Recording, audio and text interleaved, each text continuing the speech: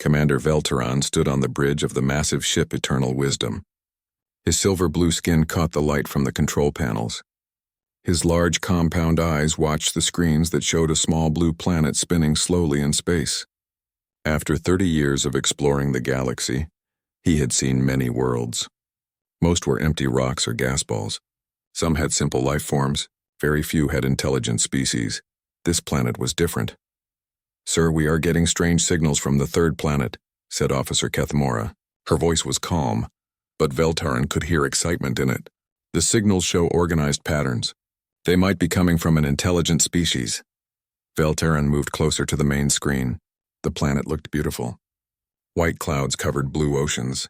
Green and brown land masses dotted the surface. It reminded him of his homeworld before the wars had changed everything. "Run a deep scan," he ordered. "I want to know everything about this world." The ship's computers worked for several hours. When the results came back, Veltaran was surprised. The planet was full of life. More than that, it had thinking beings who had built cities and machines. They even had primitive flying vehicles and basic space technology. "What do they call themselves?" Veltaran asked. "According to their radio signals, they call themselves humans," Kethmora replied. "They live on a world they call Earth." Veltaran studied the data. The humans had spread across their entire planet.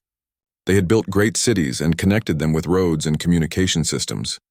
Their technology was about 500 years behind the hegemony's level, but it was growing fast. Then he saw something that made him pause. Red dots covered the planet's surface. Each dot showed a place where humans were fighting other humans. There were dozens of conflicts happening at the same time. "They are at war with themselves," he said quietly. "Yes, sir. Our scans show at least 47 active military conflicts across the planet. They seem to fight constantly." This was normal for young species. Most intelligent life forms went through a violent phase before they learned to work together. Many destroyed themselves during this time. The hegemony had rules about contacting such species. Usually they waited and watched. If the species survived their violent period, contact would be made. If they destroyed themselves, well, that saved everyone trouble. But something about these humans interested Veltaran. Maybe it was how they had spread to every part of their world. Maybe it was how their technology kept improving even during their wars. Or maybe it was the way their radio signals carried music and stories along with military communications. "Sir, we have orders from command," said Communications Officer Nextall. "We are to follow standard protocol. Set up observation posts and monitor the species. Do not make contact unless they develop faster than light travel." Veltaran nodded. "Understood.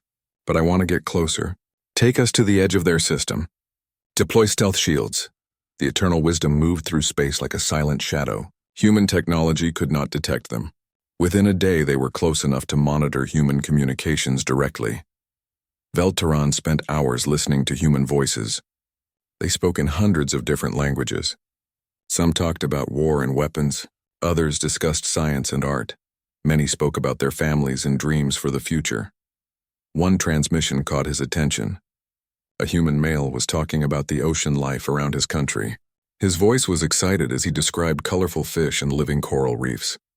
The human's name was Daehyun, and he was something called a marine biologist. "Look at this," Daehyun was saying to someone. "The coral is recovering faster than we expected. Life finds a way to heal itself even after damage." Veltaran found this interesting. Here was a species that fought constantly, yet some of them worked to protect and heal their world. Another human voice joined the conversation.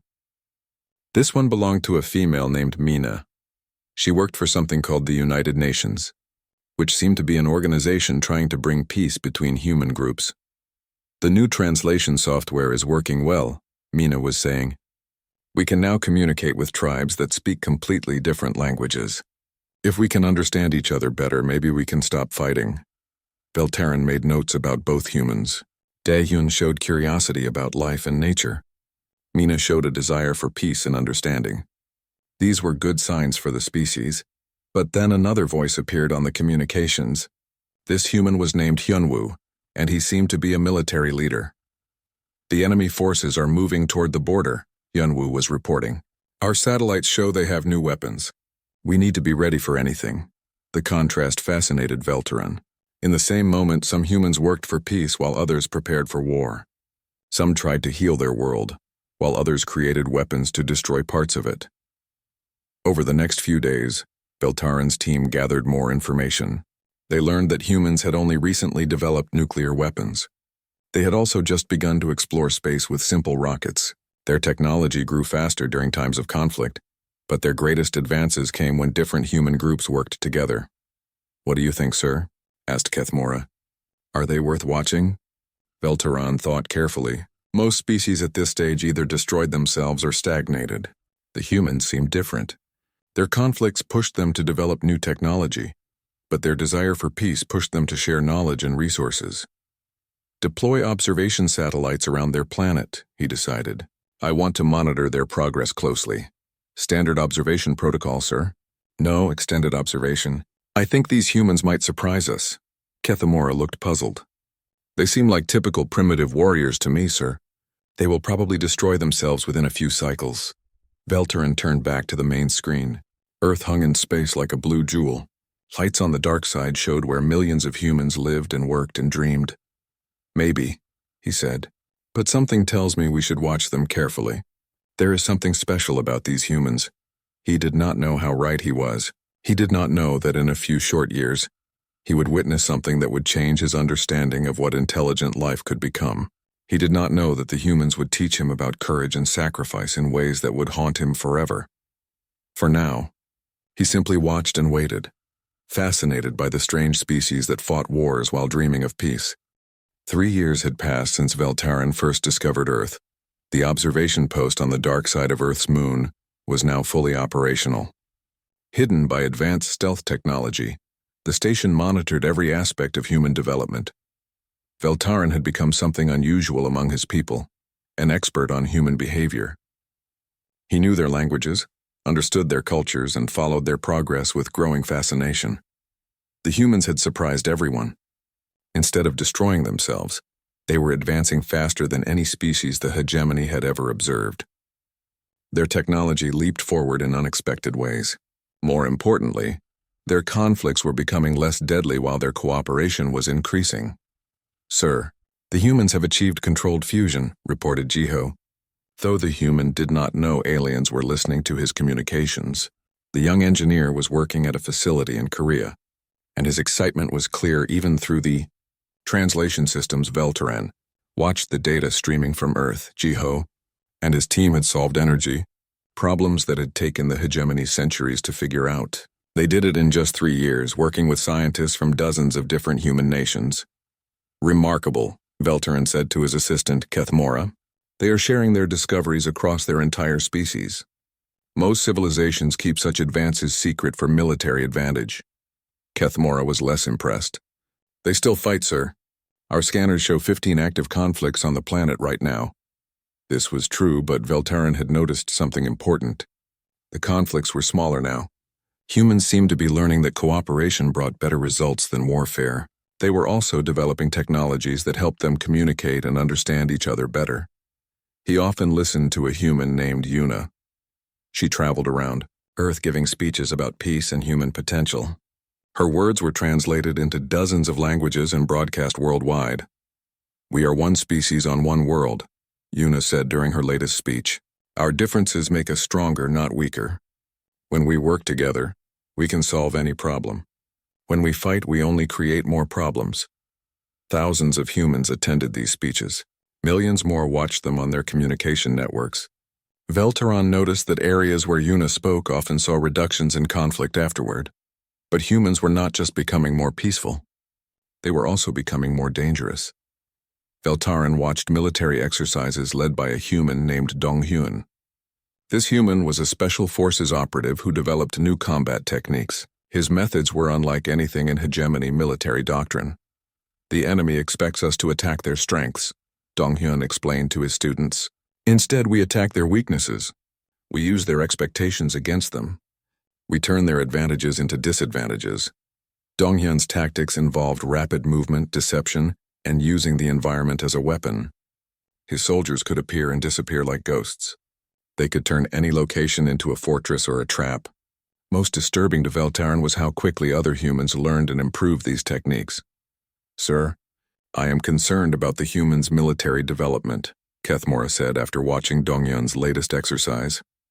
They are creating new forms of warfare faster than we can catalog them. Veltarin nodded. Their creativity is extraordinary. They see warfare not as a set of rules but as a problem to be solved. Each conflict teaches them new solutions. This was what made humans unique.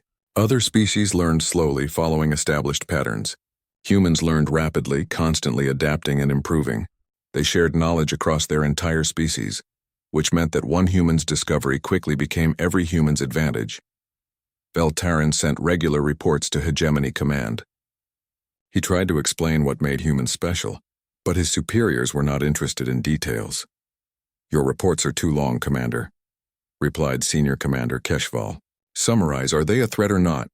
They could become a significant force in the galaxy, Veltarin wrote back. I recommend continued observation and eventual peaceful contact.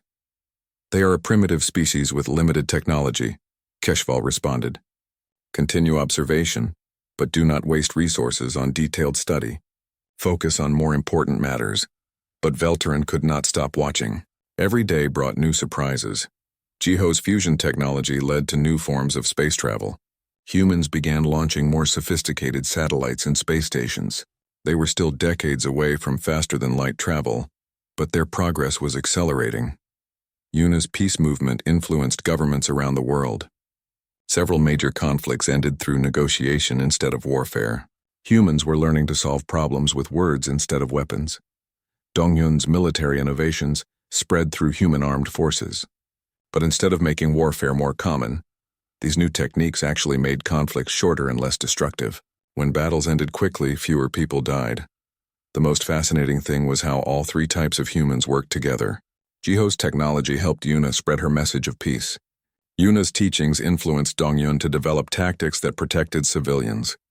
Dongyun's security improvements protected Jiho's research facilities. They had never met each other, but they were all part of the same human project, survival and improvement of their species. One day, Veltarin received a priority message from Hegemony Command. When he read it, his blood went cold. Commander Veltarin, new intelligence suggests the human species may develop faster than light travel within 50 years. This timeline is unacceptable. The Hegemony Council has decided to intervene before humans become a potential threat. Prepare detailed invasion plans. Veltarin stared at the message for a long time. An invasion meant the deaths of billions of humans. It meant the end of this remarkable species that had shown such potential. He thought about Daehyun, still working to protect Earth's oceans. About Jiho, whose discoveries could revolutionize energy production across the galaxy. About Yuna, whose vision of peace could benefit all intelligent species. About Dongyun, whose tactical mind could solve military problems that had puzzled the hegemony for centuries. All of them would die if the hegemony invaded. Sir, Kethmora was looking at him with concern. Are you all right? Veltarin made a decision that would change everything. Kethmora, I want you to prepare a new report. Include all our observations about human adaptability, cooperation, and innovation. Make it clear that humans represent an opportunity, not a threat.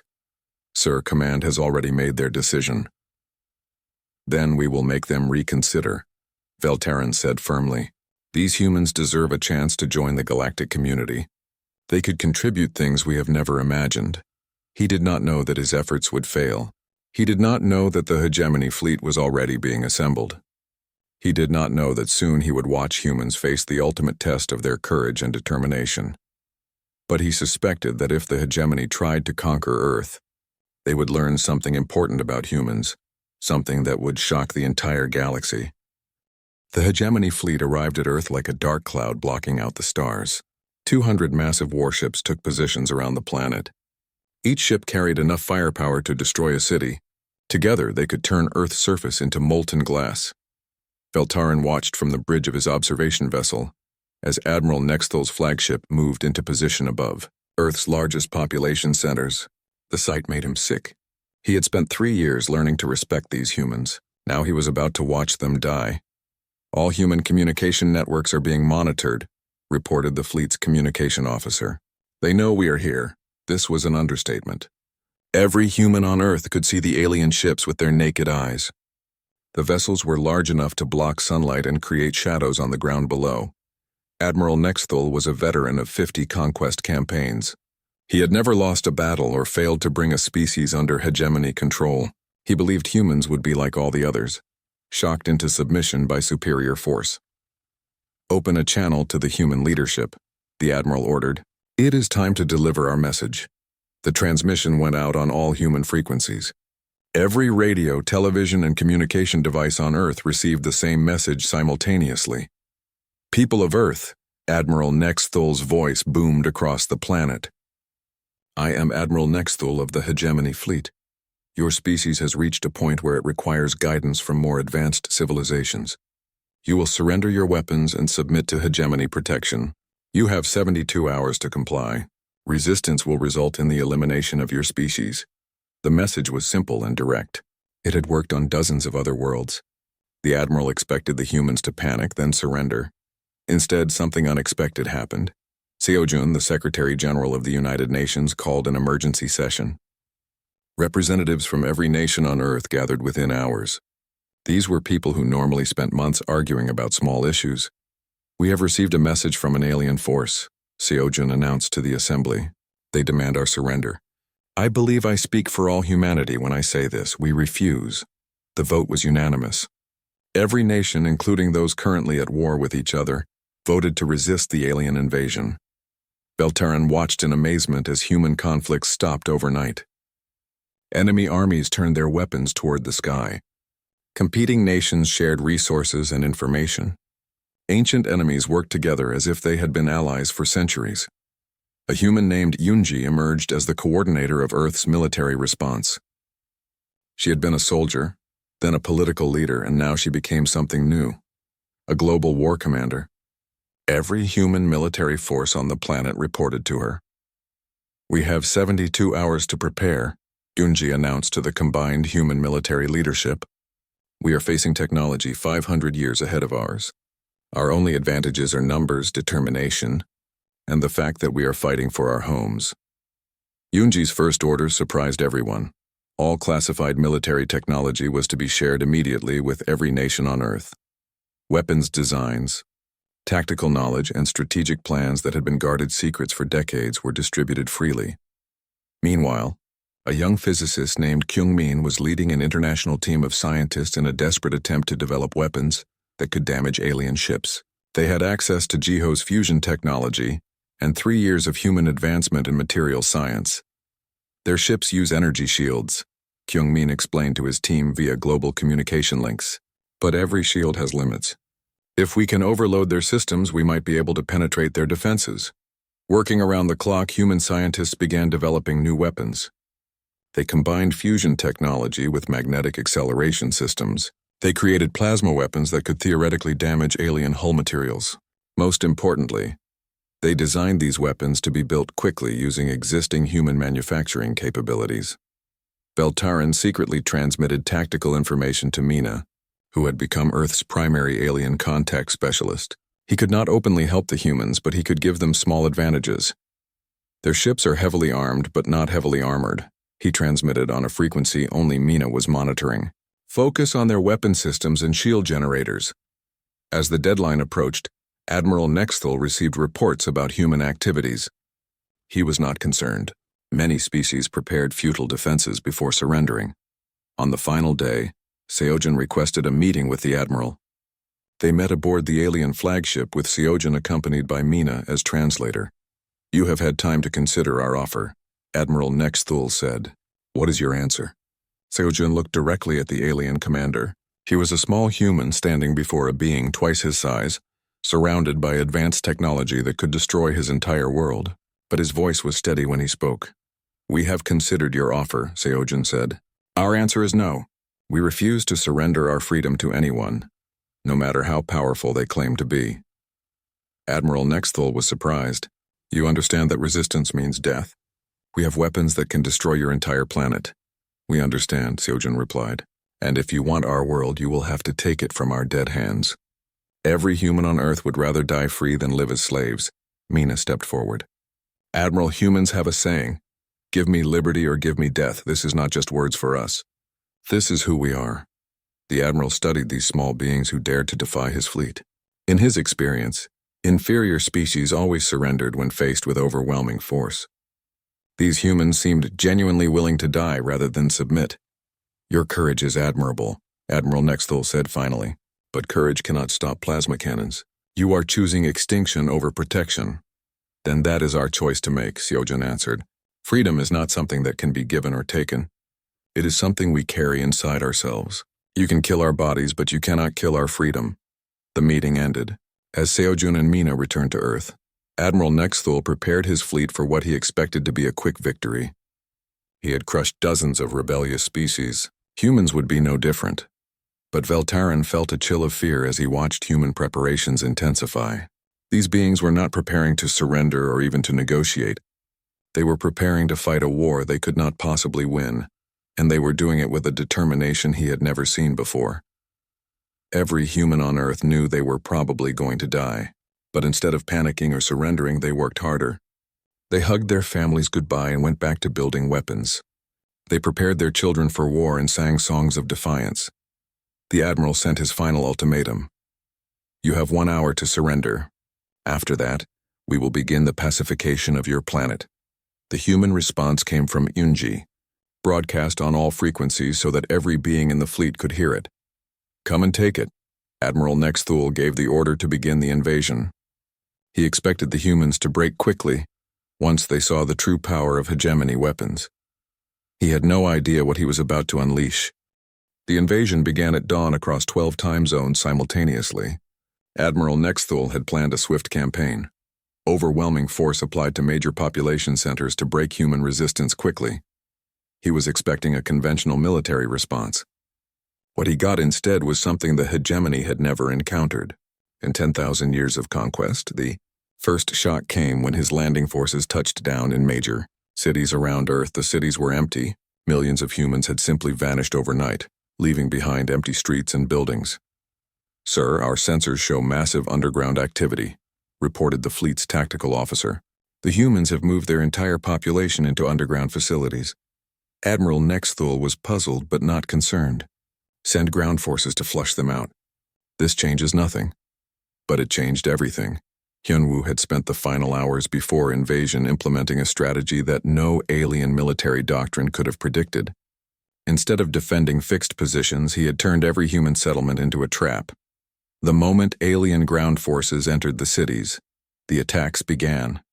Humans emerged from sewers, subways, and hidden tunnels. They struck fast, destroyed alien equipment, and disappeared before return fire could reach them. "It's not possible," Admiral Nexthul muttered as he watched his casualties mount. "They're using our own weapons against us." Dongyun had trained thousands of human special forces in new tactics designed specifically for fighting technologically superior enemies. They did not try to match alien firepower. Instead, they targeted alien weaknesses. Small teams of humans infiltrated alien positions. They sabotaged equipment, disrupted communications, and turned alien technology against itself. Most disturbing of all, they seemed to understand alien battle tactics better than the aliens themselves. "How are they predicting our movements?" demanded the admiral. Veltaran knew the answer, but he could not reveal his secret assistance to the human resistance. He watched in growing amazement as human forces adapted to alien technology faster than anyone thought possible. The second shock came when human weapons began affecting alien ships. Kyungmin's plasma weapons were crude compared to hegemony technology, but they worked. Human fighters swarmed around alien vessels like angry insects, striking at shield generators and weapon systems. "Sir, we are losing ships," reported the fleet commander. "The human weapons are somehow penetrating our defenses." Admiral Nexthul could not understand it. Human technology was centuries behind hegemony standards. Their weapons should have been useless against alien shields and armor. But Jiho's fusion technology had been weaponized beyond all safety limits. Human engineers had created plasma weapons that burned hotter than stars. They overloaded alien shields through sheer brute force, trading efficiency for raw power. More importantly, humans were learning. Every battle taught them more about alien technology. They captured equipment, studied it, and found new ways to use it. Within hours, human forces were using alien weapons with deadly effectiveness. The third shock was the most disturbing. Human resistance never weakened. No matter how many casualties they took, no matter how hopeless their situation became, they kept fighting. Admiral Nexthul had conquered species that surrendered after losing 10% of their population. He had defeated civilizations that gave up when their major cities were destroyed. But humans seemed to grow more determined as their losses mounted. "Sir, we have eliminated 70% of their military forces," reported his intelligence officer, "but resistance is actually increasing." This was impossible according to all hegemony military doctrine. Defeated populations were supposed to surrender, not fight harder. But humans were not behaving like any conquered species in galactic history. When aliens destroyed human military bases, civilian populations picked up weapons and continued the fight. When aliens targeted government centers, new leaders emerged from the civilian population. When aliens cut communication networks, humans used primitive radio systems to coordinate resistance. Most shocking of all, humans began volunteering for suicide missions. Elderly humans strapped explosives to their bodies and walked into alien positions. Children carried bombs disguised as innocent objects. Teenagers flew aircraft directly into alien ships. "They are insane," Admiral Nexthul declared. "No rational species sacrifices itself like this." But Veltarin understood what the Admiral could not. These humans were not insane. They were fighting for something more important than their individual lives. They were fighting for the right to remain free. Every human death seemed to inspire 10 more humans to fight harder. Every alien victory created more human resistance. The invasion was becoming a nightmare of endless combat against an enemy that refused to accept defeat. The fourth shock came when humans began winning battles. Yunji had reorganized human military forces into something the galaxy had never seen: completely decentralized resistance movement. There were no central command structures for aliens to target. Every human unit operated independently, but all were coordinated toward the same goal. Human forces started capturing alien equipment in large quantities. They learned to operate alien technology by studying captured devices.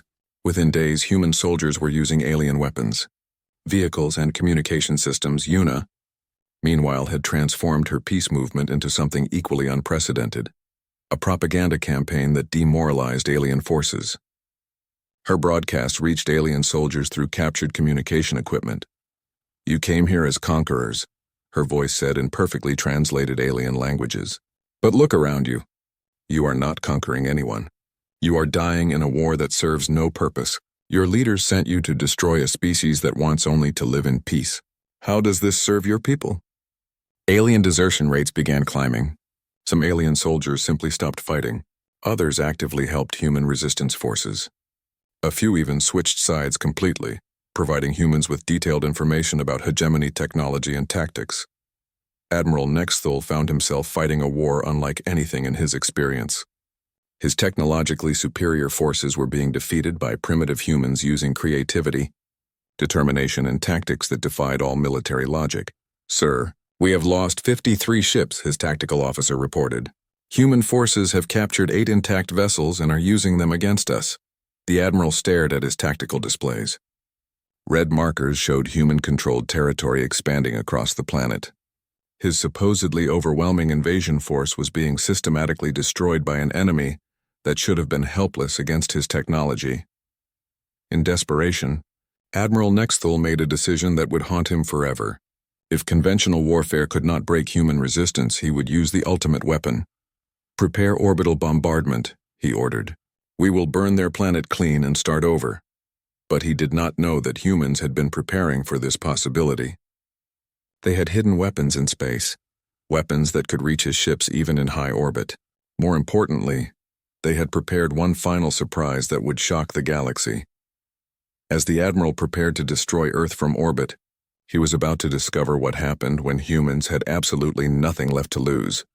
Admiral Nexthul's finger hovered over the orbital bombardment controls. Around Earth, his remaining fleet prepared to reduce the planet's surface to ash and molten rock. It was a terrible solution, but the humans had left him no choice. "Sir, incoming transmission from the planet," his communication officer announced. "It's from one of their leaders." "I do not negotiate with primitives," the Admiral replied. "Begin bombardment sequence." "Sir, I think you should hear this message." Something in the officer's voice made Admiral Nexthul pause. On the main screen appeared a human female he had seen in intelligence reports.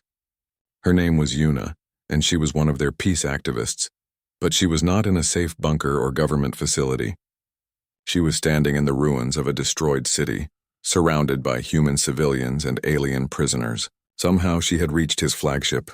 Admiral Nexthul, Yuna said calmly, I am aboard your command ship. I came here to tell you something important before you make your final decision. The Admiral's security forces immediately began searching for the human intruder. But Yuna continued speaking, her voice broadcast throughout the ship. You came to our world thinking we were just another species to conquer. You thought superior technology would make us surrender. You were wrong about who we are. Alarms began sounding throughout the flagship. Human forces had somehow infiltrated the most secure ship in the hegemony fleet. More shocking, they had done it while the ship was in high orbit above a planet under bombardment. We are not warriors because we love war, Yuna continued. We are warriors because we love peace. We are not strong because we like violence. We are strong because we will do anything to protect what we love. Admiral Nexthul watched his tactical displays in growing horror. The infiltration was not limited to his ship. Human forces were aboard dozens of alien vessels throughout the fleet. They had somehow launched a coordinated assault on ships in space using captured alien technology. Dong Yun's voice joined Yuna's broadcast from another location on the ship. Your weapons are impressive, Admiral, but weapons are just tools. The person using the tool matters more than the tool itself. The Admiral realized with shock that human forces had captured his ship's weapon systems. His own bombardment cannons were now turning toward other alien vessels in the fleet. How did you reach us? He demanded over the communication system. Kyungmin's voice answered from the ship's engineering section. You taught us to use your technology, Admiral. Every weapon you used against us we studied and improved. Every ship you sent to attack us we learned from. You gave us everything we needed to defeat you. The truth was devastating. Humans had not just defended against the invasion. They had used the invasion to rapidly advance their own capabilities. Every alien weapon captured, every piece of technology studied, every tactical lesson learned had made them stronger. Your people are dying for nothing, Yuna's voice continued. This war serves no one. Your soldiers are dying far from home to conquer people who want only to live in peace. Our people are dying to defend the right to remain free. Which cause is worth dying for?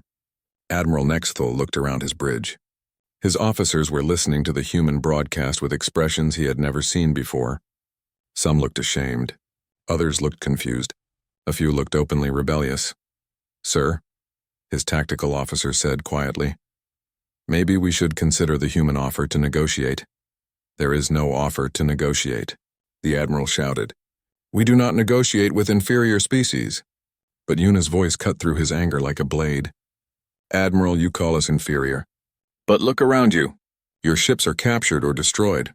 Your soldiers are dead or defeated. Your invasion has failed completely. Which of us is really inferior? The words hit Admiral Nexthul like physical blows. For the first time in his military career, he was facing total defeat. His overwhelming technological advantage had become meaningless against human determination and adaptability. You have two choices, Yuna continued. You can order the destruction of Earth and guarantee that every alien in this system dies with us. Or you can end this war and let both our species survive. The Admiral looked at his displays. More than half his fleet was gone. Human forces controlled key systems on most of his remaining ships. His bombardment weapons were offline, captured by human infiltrators. Most disturbing of all, his own crew was no longer following orders without question. The human propaganda broadcast had affected alien morale more than any weapon. What do you want? He asked finally. We want you to leave, Yuna replied simply. Take your surviving people and go home. Tell your leaders what happened here. Tell them that humans want peace, but we will fight anyone who tries to take our freedom. Admiral Nexthul closed his eyes. In a few hours he had gone from commanding an overwhelming invasion force to negotiating with the species he had come to conquer. If I withdraw, my government will send more ships, he said.